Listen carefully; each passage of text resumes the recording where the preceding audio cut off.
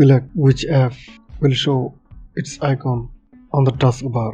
Hide or show the running app icon that you want in the taskbar.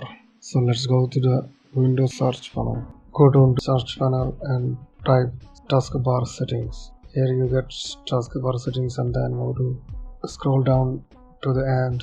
And there you can see the notification area. It has two options.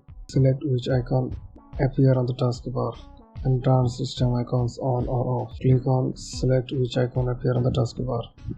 Here is the Bluetooth icon. You can turn it off and on the taskbar. Show its icon. Here you will get all the icons that it's shown in the Microsoft notification bar or taskbar. You can hide or show with checking or unchecking the option.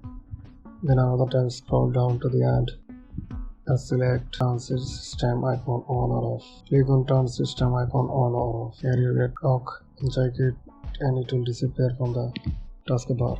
And checking it, it will show again. You can get all the system icon that you don't want to be shown in the notification bar.